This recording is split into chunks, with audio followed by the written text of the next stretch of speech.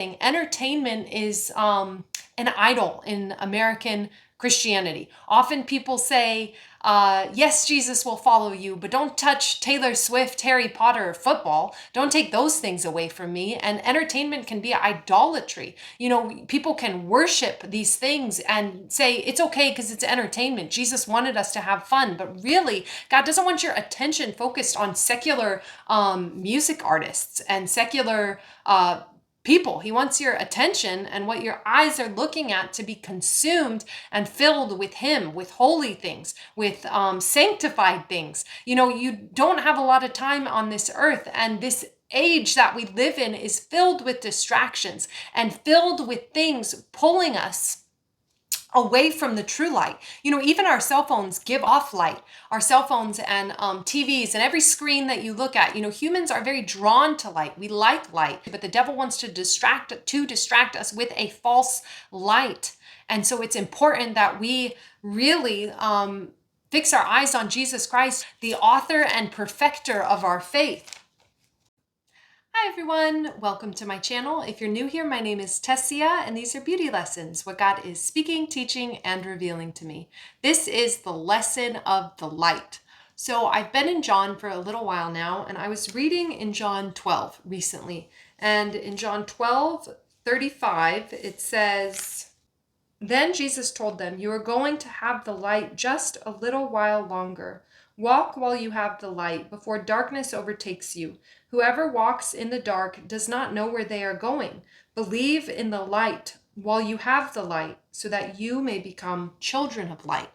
And as I read that, I thought of John 8:12, which says, Jesus speaking, says, "I am the light of the world. Whoever follows me will never walk in darkness, but will have the light of life." And I thought of John 1, where John 1:4-5 says, "In him was life, and that life was the light of all mankind. The light shines in the darkness, and the darkness has not overcome it." And even after that, I thought of James 1:17. "Every good and perfect gift is from above, coming down from the Father of heavenly lights, who does not change like shifting shadows." And First John, I believe it's 1:5. 1 John 1:5. "This is the message we have heard from him and declare to you. God is light. In him there is no darkness at all." So there's just something about the light. And I wrote that day, "May I follow your light and be filled with light." And the next day I was still in John 12 because I hadn't read the whole passage that day. But in John 12:46, it continues this theme of light. And John 12:46-48 says, "I have come into the world as a light, so that no one who believes in me should stay in darkness. If anyone hears my words but does not keep them, I do not judge that person, for I did not come to judge the world, but to save the world. There is a judge for the one who rejects me and does not accept my words. The very words I have spoken will condemn them at the last day." So Jesus is the light and he is the way. And, it makes me think we're supposed to be the light. Matthew 5:13 says you're the light of the world and the salt of the earth. So Jesus is the light of the world, but then he wants us to bear his light, to be a lantern that shines brightly, letting his light shine through us. In 1 Thessalonians, it says you are not children of the night, but children of the day. And it even says in Thessalonians, for those who get drunk at night. I remember that was very convicting to me when I was still in addiction.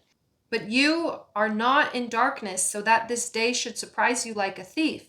You are all children of the light and children of the day. We do not belong to the night or to the darkness. So then let us not be like others who are asleep, but let us be awake and sober. For those who sleep, sleep at night, and those who get drunk at night. But since we belong to the day, let us be sober, putting on faith and love as a breastplate, and the hope of salvation as a helmet." We recently went to the Scottsdale Open, and as we're there, many people are drunk and thinking that they are following Jesus and obeying Jesus. But clearly his word says, in order to be children of the light and children of the day, you can't be getting drunk. It says be sober right there. So I was reading this John 12 while we were at the Open, while we were on that outreach, the golf tournament outreach. That's when I was reading this. So it was kind of pertinent to me about being the light and shining the light. Another correlation that happened while we were at the Open is David started saying that it was church at the light, because people, thousands, hundreds of thousands actually, of people had to pass through this stoplight, this one stoplight, in order to enter and exit the Open. And so there was police there, helping traffic of people, and they would stop people from crossing because the light would, turn red, and they'd say, stop, you can't go anymore. And they would literally just interrupt this flow of traffic. It was a constant flow of traffic. And while they were stopped there, and, hundreds of people could hear, David would say, welcome to church at the light. And, he would share the gospel, saying that many people haven't been to church recently, but you're going to hear about Jesus today. And someone shared that church at the light is like, has a double meaning, because we are sharing with them the light of the world. So it all tied in for me and was a blessing for me. But all those verses about the light, I just wanted to share, because we are supposed to be bright lights for God. And even as a kid, this analogy is coming to mind, so I'm going to share it. Someone shared that there was like a lantern, and it was painted over. Someone had painted a lantern, and it was old, and it was chipping. Paint was chipping off of it.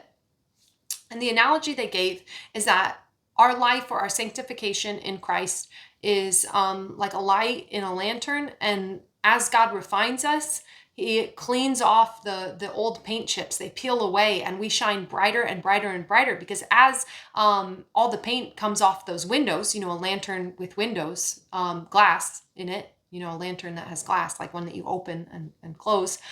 As paint is peeled off of it, more light can shine through it. More light can be seen.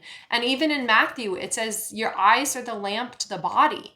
If your eyes are filled with darkness, how dark is your whole being? How dark is your soul? It says in Matthew 6:22-23, the eye is the lamp of the body. If your eyes are healthy, your whole body will be full of light. But if your eyes are unhealthy, your whole body will be full of darkness. If then the light within you is darkness, how great is that darkness? We are supposed to be filled with light. What we look at matters. Where we're looking matters. What we're fixing our eyes on matters. And we need to be making sure that we are looking at things that are holy and righteous and pure. That's another thing. Entertainment is an idol in American Christianity. Often people say, yes, Jesus will follow you, but don't touch Taylor Swift, Harry Potter, or football. Don't take those things away from me. And entertainment can be idolatry. People can worship these things and say it's okay because it's entertainment. Jesus wanted us to have fun, but really, God doesn't want your attention focused on secular music artists and secular people. He wants your attention and what your eyes are looking at to be consumed and filled with him, with holy things, with sanctified things. You don't have a lot of time on this earth, and this age that we live in is filled with distractions and filled with things pulling us away from the true light. Even our cell phones give off light. Our cell phones and TVs and every screen that you look at, humans are very drawn to light. We like light. Light shows and fireworks and light, it's something that we're drawn to, but the devil wants to distract us with a false light. And so it's important that we really fix our eyes on Jesus Christ. And all those verses that I cited and read at the beginning are important for us to live as children of the light, to follow the light, to adhere to the light and the true light, not the false light, not entertainment, not music, not looking and watching things that are a waste of time, but really keeping our eyes fixed and focused. Hebrews 12, keeping our eyes fixed on Jesus, the author and perfecter of our faith. It's Hebrews 12:1. Therefore, since we are surrounded by such a great cloud of witnesses, let us throw off everything that hinders and the sin that so easily entangles, and let us run with perseverance the race marked out for us, fixing our eyes on Jesus, the pioneer and perfecter of faith. For the joy set before him, he endured the cross, scorning its shame, and sat down at the right hand of the throne of God. So we must keep our eyes fixed on Jesus. Where are you looking? You know, when we were at Winter Haven, I think I shared this before, when we were at Winter Haven, our cross was so bright and you could see it from hundreds of feet away. And when you were looking at the cross, when you were close up, you could see the cross reflected off of your eye. And so it was a great picture of where you're looking being what's in your eyes, and the eye being the lamp of the body. So where are you looking? What is reflecting off of your eyes? Are your eyes filled with darkness?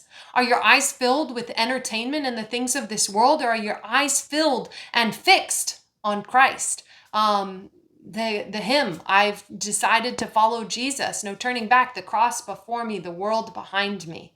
Is the cross set before you? Are your eyes set and fixed on Jesus Christ and on him and him alone? Or are your eyes wandering, and are you filling or feeding on the things of this world? So, I mean, that's another thing that God showed me.